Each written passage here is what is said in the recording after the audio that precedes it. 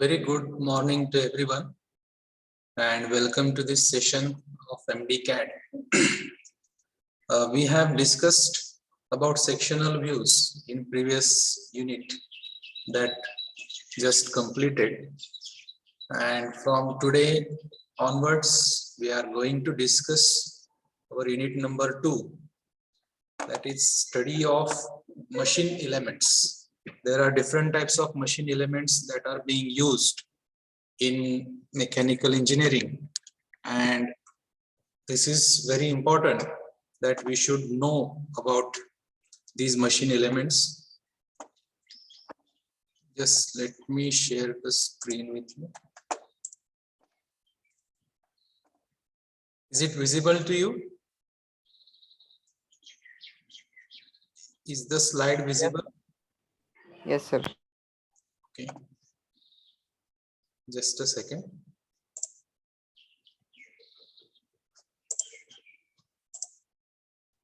Now,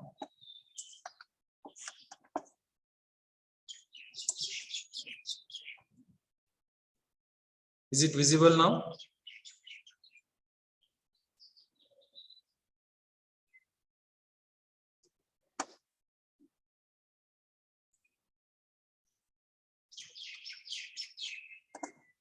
Yes or no? No, sir. No. Okay. Now see. Yes, sir. Yeah. We will continue with this. Okay. So the unit number 2 is study of machine elements. We have to study different types of machine elements, basic elements that are being used in mechanical engineering while designing any machine or any component that is to be manufactured or fabricated, like that. So in that first point or first topic that we are going to see is threaded fasteners. Okay, so let's start with threaded fasteners. So in this topic, we are going to see what is threaded fasteners, how this thread terminology is used, how to draw threaded drawings, and different types of threaded fasteners are there that we are going to discuss in this particular session. So whenever as a mechanical engineer, we want to create a component, we want to manufacture, we want to fabricate a component, a product, a prototype. In that case, what happens? You have to join two components or two parts of a component of a product. Okay, so in that case, you have to fasten these two parts. त्या दोन पार्टला आपल्याला जोडावं लागतं, right? So in that case, we can have different types of fastenings, such as we can use welding. Welding करू शकतो आपण. If the material is not a metallic one, then we can use gluing, like in case of plastic-based materials. If the thickness of the components or the things that we are going to join are very less, ज्याची thickness जर खूप कमी असेल, like sheet metal, so in that case we can use riveting, right? Now these three types, welding, gluing and riveting, can be considered as a permanent fastening. These are called as permanent fastening, because once you have welded one thing, it is very difficult to remove that part. Okay, similarly it happens with riveting. Though riveting can be removed, but if you consider manufacturing of aeroplanes, manufacturing of a body of four-wheeler cars, manufacturing of ships, so in that case riveting is very extensively used. Okay, मग आपण असं नाही म्हणू शकत की rivet हे आपण remove करू शकतो. Only whenever you want to scrap that component or that part, or you have to change the part from that component, then you can do that. But basically it is considered as a permanent fastening type. याला आपण permanent fastening म्हणतो, कारण हे एकदा केल्यानंतर remove करणं फार अवघड आहे. आता ग्लुईंग बद्दल तुम्हाला असं वाटत असेल की ग्लुईंग हे तर ग्लू वापरून आपण करत असतो, but in engineering, specifically in mechanical engineering, the gluing that we use is not a temporary type. We use permanent gluings. Okay, permanent glues असतात जे मेकॅनिकल इंजिनिअरिंग मध्ये यूज केले जातात, जे एकदा जोडले की you have to break that component and remove it. Okay, that is why it is considered as permanent fastening. Then there is temporary fastening. Temporary fastening मध्ये काय येतं, threaded fasteners जे आपण बघणार आहोत. त्यामध्ये नट बोल्ट्स हा जो प्रकार आहे, त्यानंतर स्टड्स आणि स्क्रूज हे थ्रेडेड फास्टनर असतात आणि हे टेम्पररी असतात. Why it is called as temporary? Temporary का म्हटलं जातं यांना? बिकॉज सी, नट आणि बोल्ट जेव्हा आपण यूज करतो, तो यूज करताना आपलं इंटेन्शन काय असतं? We have to join two components, right? जेव्हा आपण दोन कॉम्पोनंट जॉईन करतो आणि काही काळासाठी किंवा काही मेंटेनन्स असेल किंवा दुसऱ्या काही गोष्टीसाठी जेव्हा आपल्याला ते रिमूव्ह करायचं असतं, तर आपण त्याला अँटी क्लॉकवाईज हे करून फिरवून नट रिमूव्ह करू शकतो, बोल्ट त्याच्यातून काढू शकतो. मग यामुळे आपण याला टेम्पररी फास्टनिंग म्हणतो. Similarly it happens with studs. Studs तुम्हाला माहिती आहेत, ओके, जे खूप लेंथ त्याची जास्त असते आणि त्याच्यावरती एक्सटर्नल थ्रेड्स असतात. त्यानंतर स्क्रूज असतात, जे आपण बेसिक छोट्या छोट्या कॉम्पोनंट्स असतील, इलेक्ट्रॉनिक्स कॉम्पोनंट्स असतील किंवा अप्लायन्सेस असतील, त्यामध्ये तुम्ही बघितलं असेल स्क्रूज. स्क्रूज आपण क्लॉकवाईज फिरवला की तो आतमध्ये जातो, अँटी क्लॉकवाईज फिरवला की बाहेर मध्ये येतो. ठीक आहे. सो अशा प्रकारे आपण याला टेम्पररी फास्टनिंग म्हणतो. त्यामध्ये हे तीन प्रकार आहेत, बोल्ट्स, स्टड्स आणि स्क्रूज. टेम्पररी मध्ये दुसरा एक प्रकार आहे non threaded fastener. Threaded fastener आणि नॉन थ्रेडेड फास्टनर, जसं की कीज आणि पिन. तुम्हाला माहिती असेल आपण वेगवेगळ्या टाईपच्या कीज वापरतो. जेव्हा आपल्याला एखादा गिअर एखाद्या रॉड वरती माउंट करायचा असतो, ओके, तर त्यावेळेस आपल्याला डिझाईन करताना असं लक्षात ठेवावं लागतं की गिअरचा जो हबचा पार्ट आहे, ज्या ठिकाणी रॉड बसणार आहे, जसं ह्या कॉम्पोनंट मध्ये इथं ड्रॉइंग मध्ये बघू शकता तुम्ही, हा जो मधला पार्ट आहे हबचा, त्या ठिकाणी आपण तो रॉड बसवणार आहोत आणि त्याला एक की वे दिलेला असतो. त्या रॉड वरती पण की वे असतो आणि या गिअर मध्ये पण की वे असतो. त्यामध्ये आपण की इन्सर्ट करतो, राईट? हा नॉन थ्रेडेड फास्टनर आहे, त्याला आपण रिमूव्ह पण करू शकतो, राईट? समजा आपल्याला गिअरचं टूथ ब्रेक झालं, आपल्याला गिअर चेंज करायचं आहे. In that case, we can remove the key and remove the gear, right? दुसरा एक प्रकार आहे पिन, सिंपल पिन आहे. याचं एक उत्तम उदाहरण म्हणजे तुमच्या घरी फॅन असतील तर फॅनला जे काही नट बोल्ट लावलेले असतात छोटे छोटे, त्याच्या एंडला एक होल असतं, त्या होल मधून पिन टाकलेले असते. हे टेम्पररी फास्टनरचं काम करू शकतं, राईट?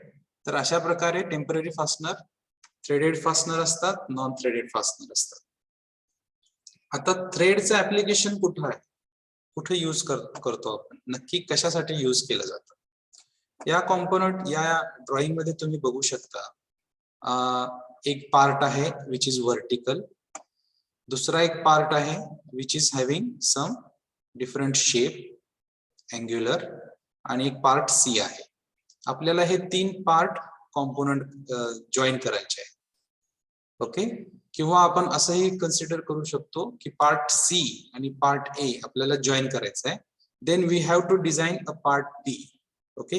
याला आपण वेल्ड पण करू शकतो, पण आपण वेल्ड करणार नाहीये, कारण आपल्याला गरज अशी आहे की त्याला वेल्ड करायचं नाहीये, आयदर करायचं नाहीये किंवा आपण करू शकत नाहीये त्याच्या मेटॅलिक कंपोजिशन मुळे.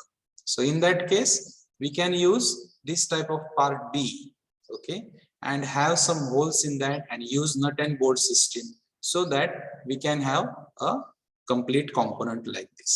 So the thread application, first thread application is to hold the parts together. They can hold the parts together. Also to move the parts relative to each other. We can have degree of freedom. Degree of freedom आपल्याला माहिती आहे. Okay, जेव्हा component किती motions मध्ये move करू शकतो, okay, त्याला आपण डिग्री ऑफ फ्रीडम म्हणतो. थेरी ऑफ मशीन्स मध्ये तुम्ही शिकला असाल हे, राईट. तर एकमेकाच्या रिलेटेड त्याचं जे काही मुवमेंट आहे ते आपण बाय युझिंग थ्रेडेड ऍप्लिकेशन देऊ शकतो. See, this is the wood working vice. हे तुम्ही वूड वर्किंग वाईस किंवा मेटल वर्किंग वाईस जसं आपल्या वर्कशॉप मध्ये असतं ते तुम्ही बघितलेले असेल. ओके, यामध्ये आपण बघू शकता की हे थ्रेडेड पार्ट असतो, त्याला आपण जर मूव्ह केला तर ते ओपन होतं. त्यामध्ये आपण आपला कॉम्पोनंट प्रोडक्ट ठेवतो, त्यानंतर त्याला फिट करतो, right. So it can move the parts relative to each other. Also it can hold the parts together. Similarly, हा एक फ्रूट प्रेसिंग मशीन आहे. याच्यामध्ये हा जो मधला पार्ट आहे तिथं आपण फ्रुट्स ठेवतोय आणि हा जो वरचा पार्ट आहे त्याला आपण जर आपण अँटी क्लॉकवाईज किंवा क्लॉकवाईज फिरवलं तर ते वरती खाली असं मूव्ह होतं because of this threads. Okay, so this is how thread applications are known. Now let's move to the next part, that is thread terminology. Threads जे असतात अगदी बेसिक त्याचं क्लासिफिकेशन करायचं झालं then we can say that external thread and internal thread, which is also known as male thread, female thread. Okay, external आणि internal हे technical नाव झालं, थोडंसं technical, not so technical, but technical भाषेमध्ये आपण त्याला एक्सटर्नल इंटरनल म्हणतो. Whereas जे कार्पेंटर्स असतात किंवा अगदी ह्याच्यावरती काम करणारे, शॉप फ्लोअर वरती काम करणारे जे लोक असतात ते त्याला मेल फिमेल असं म्हणतात. ओके, आता ह्याच्यामध्ये डिफरन्स काय असतो? In external thread, a thread cut on the outside of the cylindrical body. As you can see here, this is the bolt. या बोल्ट वरती external threads outside of the body of cylindrical body हे इथे दिलेले आहे. This is called as male thread and this is called as internal thread. जसं nut मध्ये आतमध्ये internal threads असतात त्याला आपण फिमेल थ्रेड किंवा इंटरनल थ्रेड असं म्हणत असतो. ओके, आता ह्याचं अजून एक प्रकार आहे, त्याला आपण राईट हँड थ्रेड आणि लेफ्ट हँड थ्रेड असं म्हणतो. जसं कधी कधी तुमच्या लक्षात आलं असेल, एखादा कॉम्पोनंट वगैरे दुरुस्त करत असाल तुम्ही किंवा प्रोजेक्टचं काम करत असाल, त्यावेळेस असं लक्षात येते की आपण राईट साइडला जेव्हा नट फिरवत असतो तर तो फिट होत जातो, राईट, आणि जेव्हा लेफ्ट साइडला त्याला फिरवतो तेव्हा तो अनफिट होतो, त्याच्यातून असेंब्ली मधून बाहेर येतो, राईट. मग जेव्हा अशा प्रकारचा थ्रेड असतो ज्यामध्ये क्लॉकवाईज डायरेक्शन मध्ये जर आपण तो कॉम्पोनंट किंवा नट फिरवला तर आपण असं म्हणू शकतो की it has a right hand thread. Okay, in some cases we can have left hand thread, ज्यामध्ये अँटी क्लॉकवाईज किंवा काउंटर क्लॉकवाईज जर आपण तो नट फिरवला तरी सुद्धा तो लॉक होतो. ओके, त्याला आपण लेफ्ट हँड थ्रेड म्हणतो. ओके, तर हा लेफ्ट हँड थ्रेड आणि राईट हँड थ्रेड याचे डिफरंट ऍप्लिकेशन्स आहेत. जसं की एक इथं टर्न बकल तुम्हाला दिसत असेल स्क्रीनवरती. टर्न बकल जो आहे, टर्न बकल मध्ये इथं बघू शकता तुम्ही एक या कॉम्पोनंटचा पार्ट आहे, त्याला राईट हँड थ्रेड्स असतात आणि एक आहे त्याला लेफ्ट हँड थ्रेड्स असतात. टर्न बकल जिथं दोन रोप्स किंवा दोन अशा गोष्टी आहेत ज्या आपल्याला कंबाईन करायच्या आहेत. ओके, तर त्या ठिकाणी आपण टर्न बकल यूज करतो. म्हणजे या ठिकाणी असं असतं की एका साइडला राईट हँड थ्रेड्स असतात आणि एका साइडला लेफ्ट हँड थ्रेड्स असतात. Okay, so this is how they are also classified as right hand and left hand thread. आता थ्रेड मध्ये जेव्हा आपण त्याचं ड्रॉइंग काढणार असतो त्यावेळेस आपल्याला कुठल्या कुठल्या गोष्टींची गरज भासते किंवा कुठल्या गोष्टी माहिती असणं गरजेचं असतं.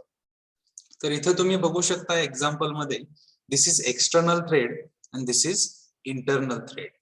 एक्सटर्नल थ्रेड जो आहे तो आउटसाइड ऑफ द सिलेंडर असतो, राईट, आणि त्याच्यामध्ये आपल्याला अँगल द्यावा लागतो. हा जो अँगल असतो या दोन थ्रेड्स मधला त्याला आपण थ्रेड अँगल असं म्हणतो, which is called as thread angle.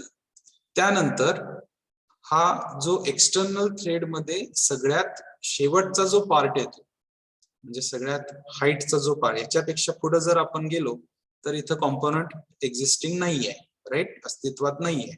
So सगळ्यात शेवटचा जो पार्ट आहे, ओके, इथं पण बघू शकता तुम्ही आणि इथं पण बघू शकता, या लाईनच्या वरती कुठलाच कॉम्पोनंटचा पार्ट अवेलेबल नाहीये. तर तो सगळ्यात शेवटचा जो टोकाचा पार्ट असतो त्याला आपण क्रेस्ट म्हणतो. It is called as crest.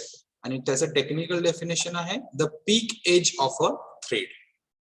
Peak, peak म्हणजे अगदी टोक, एज ऑफ द थ्रेड, थ्रेडचा अगदी टोकाचा पार्ट, त्याला आपण क्रेस्ट म्हणतो. आता थ्रेडचा सगळ्यात खालचा पार्ट किंवा bottom part, the bottom of the thread cut into a cylindrical body. The bottom of the thread is called as root.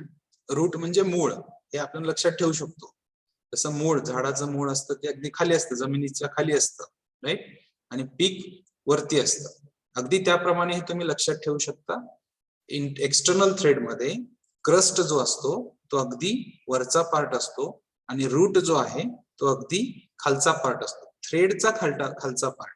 I am speaking about bottom part of the thread and higher part of the thread.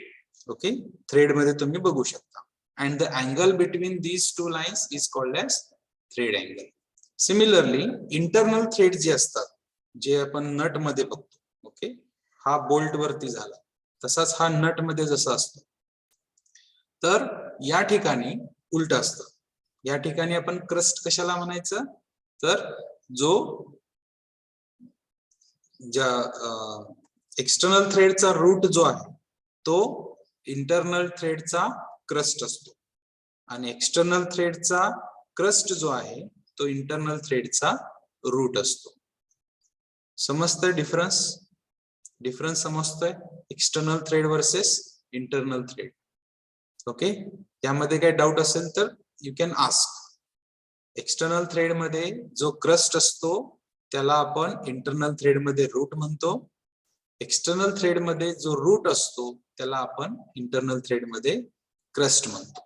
Okay, हा subtle difference आहे, हा लगेच लक्षात येत नाही, तर त्यामुळं हा पार्ट महत्वाचा आहे. ठीक आहे. Then there is another terminology which is called as major diameter आणि minor diameter. Major diameter काय असतं? The largest diameter on an internal or external thread. हे मेजर डायमीटर दोन्हीकडे सेम असणार आहे, यामध्ये दोन्ही थ्रेड मध्ये चेंज नसतो. The largest diameter, okay, on internal और एक्सटर्नल थ्रेड, इथं तुम्ही बघू शकता ब्ल्यू कलरने जे दिलेलं आहे ते आहे major diameter, largest diameter of the thread. Similarly, largest diameter of the thread. आणि याच प्रकारे the smallest diameter on internal or external thread is called as minor diameter. So this is the minor diameter. Okay, हा रूटचा part आणि हा क्रस्टचा part, minor diameter. Okay, so this is how major diameter and minor diameter are known. ठीक है. Then there is pitch. Pitch is the distance between crests of thread. कुठले crust? दोन consecutive crust. आता इथं crust किती आहेत बघा external thread मध्ये, 1 2 3 4. कुठल्या दोन क्रस्ट मधलं डिस्टन्स म्हणायचं आपल्याला, तर कॉन्झिक्युटिव्ह क्रस्ट, एकाला लागून एक दुसरा जो क्रस्ट असतो त्या दोन कॉन्झिक्युटिव्ह क्रस्ट मधला जो डिफरन्स आहे, डिस्टन्स आहे, that is called as pitch of the thread. Similarly here this will be a root, right? Internal thread मध्ये it is called as root. So basically we can call it as the distance between two roots of internal thread can be called as pitch. आता हे जे आहे crust आणि route, okay, हे तुम्ही interchange पण करू शकता. डिस्टन्स बिटवीन टू रूट्स हे पण याचा आन्सर येऊ शकतो, कारण त्या ऑब्विसली पिच आणि क्रस्टचं जर आपण डायमेट्रिकल कॉम्पोजिशन बघितलं तर ते सेमच असणार आहे. Okay, so either you can say that the distance between two consecutive crest or two consecutive pitch, roots can be called as pitch. Okay, so this is the pitch. And lead म्हणजे काय? The distance a screw will advance when turned 360. जर एखादा screw असेल, त्या स्क्रूला आपण 360 degree म्हणजे आहे त्या पॉइंट पासून त्याला फिरवून परत त्या पॉइंट मध्ये आपण आणला, 360 डिग्री रोटेट केला, तर तो जेवढा डिस्टन्स आतमध्ये कॉम्पोनंट मध्ये किंवा बाहेर मध्ये मूव्ह होईल. Okay, that is called as lead. I hope you are understanding. If you are not understanding, please ask questions or write in the chat box. Okay, thread terminology. आता different types of threads available आहेत market मध्ये. तर त्यातले काही ठराविक threads आपण बघतो इथं. The first one is called as American National N thread. Here या केस मध्ये तुम्ही बघू शकता, याचा जो क्रस्ट आणि ट्रफचा जो पार्ट आहे, क्रस्ट आणि ट्रफ किंवा क्रस्ट आणि रूट हा थोडासा फ्लॅट असतो. That is called as American National N type of thread. Then unified national UN type of thread. Unified national UN type, यामध्ये काय केलेलं आहे, याचा जो रूटचा पार्ट आहे that is having rounded thing, rounded cut, round cut आहे. Okay, root जो आहे तो राउंड आहे, पण याचा वरचा पार्ट जो आहे क्रस्ट तो फ्लॅट आहे. हा एकदम बेसिक डिफरन्स आहे, याच्यामध्ये कन्फ्युजन होऊ शकतं. त्यानंतर विटवर्थ और इंग्लिश थ्रेड म्हणतो त्याला. It is called as Whitworth और English thread. In that case, what is happening? All the crust and roots, all the crusts and roots are rounded. Okay, flat nahi hai. Purna flat asel tar American national, American thread, national thread or UN thread. Okay, second is unified national UN. त्याला आपण काय केलेलं आहे, route जो आहे तो rounded आहे आणि क्रस्ट जो आहे तो फ्लॅट आहे. बट इन विटवर्थ और English thread what is happening, all the crust and root they are rounded. Then there is fourth type which is called as sharp V thread. You can see there is V shape created and which is very sharp, ज्यामध्ये rounded नाही आहे, कुठे flat नाही आहे. Okay, so this is called as sharp V thread. Next type आहे square thread. Square thread मध्ये तुम्ही बघू शकता, थ्रेडचं जे डायमेन्शन आहे दॅट इज स्क्वेअर शेप. हा एक थ्रेड आहे, हा एक थ्रेड आहे आणि याच्यामध्ये हा डिस्टन्स आहे. मग यामध्ये क्रस्ट कुठं असणार आहे, this is the part crest, this is the part root. Okay, so crest and root, but the shape of the thread is square. Here the shape of the thread is triangular.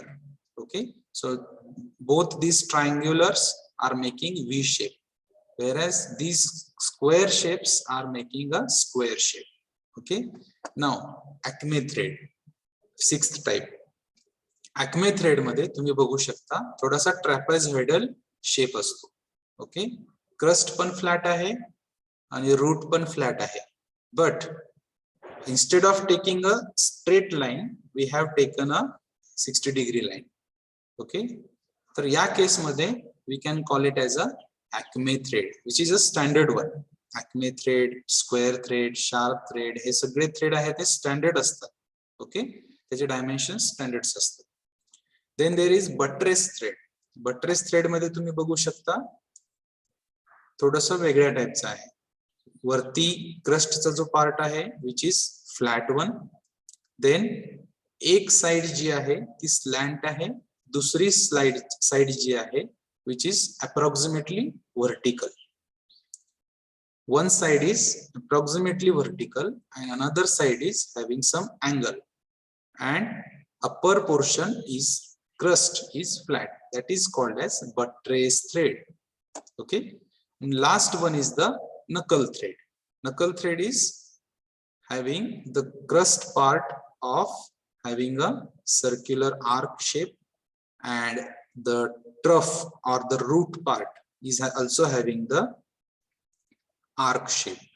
Okay, जर आपण त्याचा cross section घेतला तर. Okay, that is called as knuckle thread.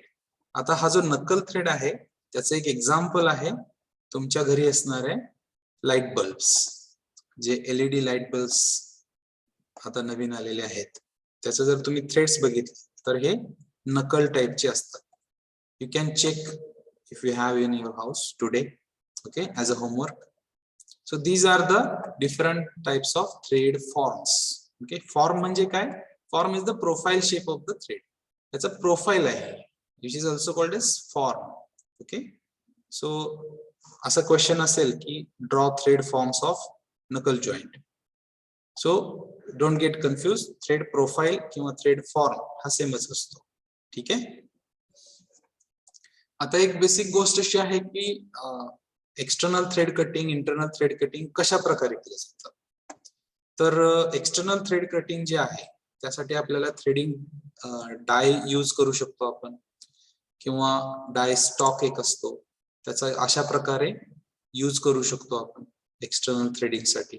ठीक आहे, याला असं गोल फिरवायचं आणि खाली दाबायचं, म्हणजे काय होतं, याला वाईस मध्ये पकडून आपण ठेवलेलं आहे आणि इथं आपल्याला थ्रेड्स मिळतात, एक्सटर्नल थ्रेड्स या कॉम्पोनंट वरती.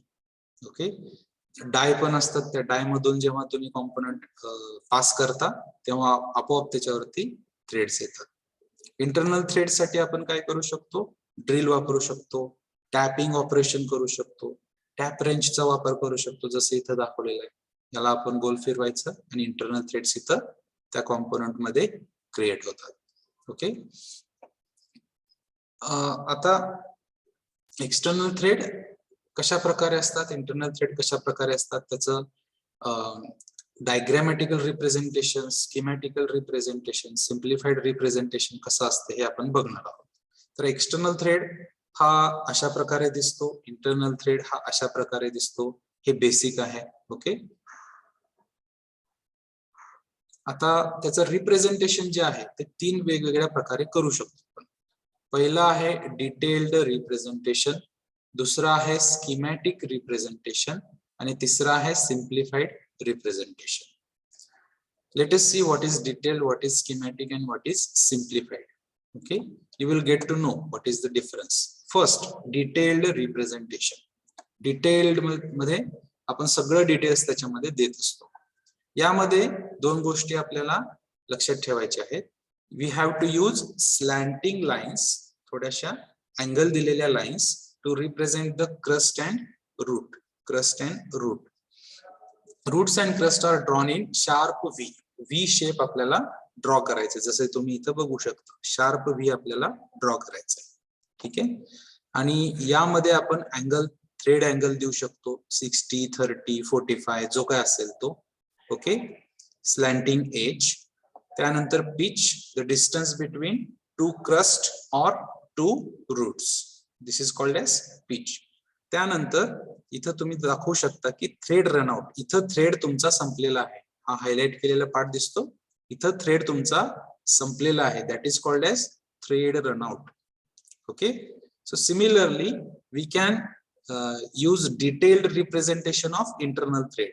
We have to join these crest line and trough lines with the slanting lines. थोडंसं स्लॅन्टिंग द्यावं लागतं, बरोबर. कारण तुम्ही जर बघितलं, थ्रेड हा एका साईडला नसतो, थ्रेड कम्प्लीट 360 डिग्रीला असतो आणि तो एकाच लेवलला नसतो, एकाच हॉरिझॉन्टल प्लेन मध्ये नसतो, तो स्पायरल असतो, तो वरती वरती वरती जात असतो किंवा वरून खाली खाली खाली येत असतो. Okay, that is why we are taking slanting line.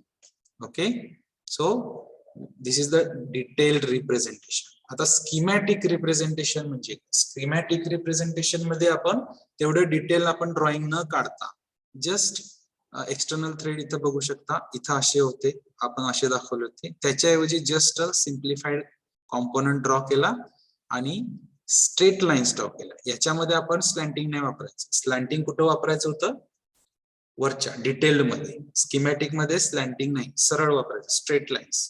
Straight lines for trough and crest, trough and crest, trough and crest, or root and crest, root and crest, अशा प्रकारे. तर रूट जे आहे ते थिक लाईननी दाखवायचं आहे आणि क्रस्ट जे आहे ते थिन लाईननी दाखवायचं आहे. ठीक आहे, कारण रूट जो आहे तो इथून स्टार्ट होणार आहे, राईट, आणि क्रस्ट जो आहे तो अगदी एंड पर्यंत जातो, right. And the pitch is the distance between two crest and or the distance between two roots. So this is how we are going to show schematic representation of external thread. Similarly, for internal thread, same case, same we have to show. हा detailed representation पेक्षा थोडासा easy आहे, okay, schematic. Then simplified, याच्यापेक्षा सोपं. याच्यापेक्षा सोपं काय करणार आहोत आपण, हे तुम्ही ड्रॉ केलं असेल कदाचित, ओके. तर अशा प्रकारे आपण एक बार दाखवतोय ज्याच्यावरती एक्सटर्नल थ्रेड दाखवायचे आहेत आपल्याला. तर रूटचा जो पार्ट आहे दॅट इज थिन लाईन, तो आतमध्ये आपण ड्रॉ करतोय काही डिस्टन्स वरती, इकडून सेम डिस्टन्स असणार आहे. त्यानंतर हा एंड पार्ट आहे, एंड पार्टला थोडस आपल्याला स्लॅन्टिंग चाम्फरिंग द्यावं लागतं. तर इथून हा अशा इथपर्यंत येईल, इथून अशा प्रकारे इथपर्यंत येईल, आणि हा जो क्रस्टचा जो पार्ट आहे तो थिक असणार आहे, रूटचा जो पार्ट आहे तो थिन असणार आहे. आणि थ्रेड रनआउट जिथं होतं बघा, थ्रेड रनआउट काय होतं, थ्रेड रनआउट म्हणजे तुमचा थ्रेड तिथं संपतोय, तो थ्रेड रनआउट जो आहे त्या ठिकाणी we have to use 30 degree lines. We have to use 30 degree lines. कुठून, रूट पासून क्रस्ट पर्यंत आपल्याला 30 डिग्री लाईन काढायची, approximately 30 degree, okay. Not like कोनमापक घेऊन वगैरे, तसं नाही. अप्रॉक्सिमेटली आपल्याला अंदाज असतो 30 डिग्री म्हणजे साधारण या रेंज मध्ये येतात, तर आपण तिथं देऊ शकतो, okay. This is how external thread is simplified represented. Internal threads simplified, you just have to draw the center line, take this outer shape and draw dash line this like this, okay. This is how simplified representation of external and internal thread is done. आता हा जर आपण बघितला तर असा दिसतो, आणि इथं तुम्ही बघू शकता हा इंटरनल थ्रेड आहे बट सेक्शनल व्ह्यू आहे. सेक्शनल व्ह्यू मध्ये आपण, तुम्हाला माहिती आहे की आपण स्लॅन्टिंग लाईन देत असतो, right. So this is how we are going to give the slanting lines of 45 degree. आणि तो अगदी आपण याचा जो क्रस्ट आहे, क्रस्ट म्हणजे आतला सगळ्यात पार्ट, याच्यामध्ये क्रस्ट वेगळा असतो, याच्यामध्ये क्रस्ट वेगळा असतो, म्हणजे जिथून थ्रेड स्टार्ट होतं तिथपर्यंत आपण थ्रेड देत असतो, ठीक आहे. So this is how it is done. Sectional view देणं का गरजेचं आहे, कारण इंटरनल थ्रेड आहेत, बाहेरून आपल्याला दिसणार नाही, त्यामुळे आपल्याला त्याचं सेक्शन घ्यावं लागतो, right. This is why we are representing like this, external thread and internal thread. So this is simplified representation, okay. आता महत्वाची गोष्ट, या ठिकाणी या डायग्राम मध्ये तुम्ही बघू शकता ब्ल्यू लाईन जे आहे it is represented by internal thread and this red line is represented by external thread, ठीक आहे. जेव्हा एक्सटर्नल थ्रेड आणि इंटरनल थ्रेड एक्झॅक्टली मॅच होतील तेव्हाच ते असेंबल करू शकतो. That means thread assemble or thread assembly occurs if and only if thread assembly occurs if and only if both internal and external threads have an equal nominal size or diameter and pitch. त्यांचं pitch same पाहिजे, त्याचा nominal size same पाहिजे, त्याला आपण diameter पण म्हणतो, external diameter आणि internal diameter, आणि पिच हे सेम पाहिजे, आणि obviously angle between two flanks, this part is called as flank, ठीक आहे. फ्लॅंक मधला अँगल सेम पाहिजे, तर आणि तरच ते असेंबल आपण करू शकतो, ठीक आहे. This is the basic thing that you should keep in your mind, okay. So this is what I wanted to teach you today. What we will do, the time is remaining only 1 minute. So what we will do, I will take your attendance, just be online.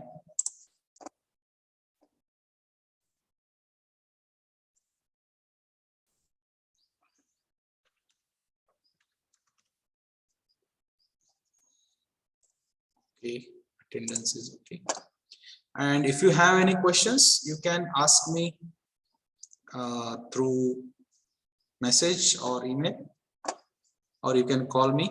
And right now I will stop this here and you can go for your next lecture. Okay.